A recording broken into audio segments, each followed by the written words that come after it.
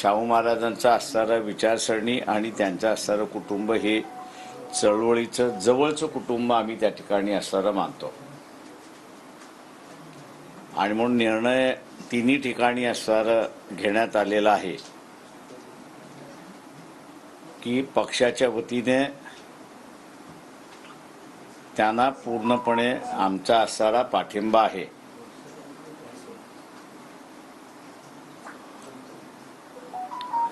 त्यांना निवडून आणण्याच्या दृष्टिकोनातून जे जे प्रयत्न करावे लागतील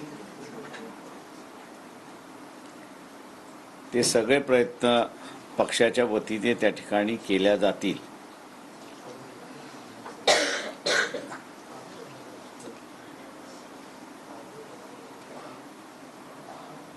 आणि मागे जे घडलं होतं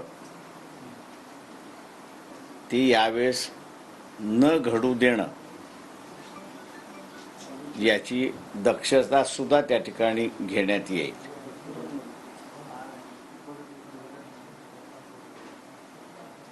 कोल्हापूरमध्ये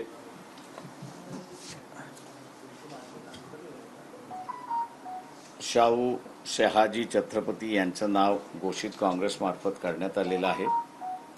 त्यांना वंचित बहुजन आघाडीचा पूर्ण पाठिंबा आहे. आपण आता विचार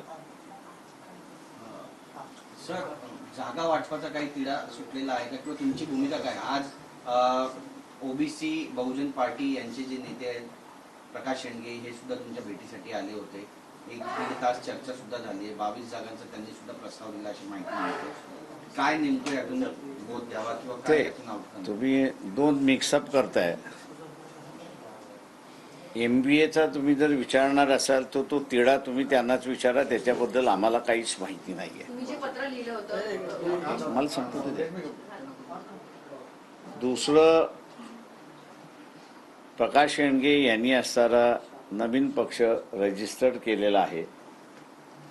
त्यांनी एक लिस्ट आमच्याकडे असणारं सादर केलेली आहे. तेव्हा त्यांना आम्ही असं सांगितलं की आमचंच घोंगडं तिथं भिजत पडलेलं आहे, ते मिटल्याशिवाय आम्ही आपल्याशी त्या ठिकाणी बोलू शकत नाही किंवा फायनलिटीला आपण येऊ शकत नाही. 1.5 तास आमची असणारी चर्चा झाली.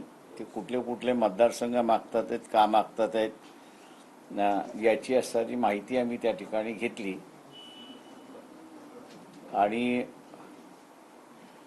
पुढची चर्चा कंटिन्यू राहील असं आम्ही त्या ठिकाणी ठरवलेलं आहे.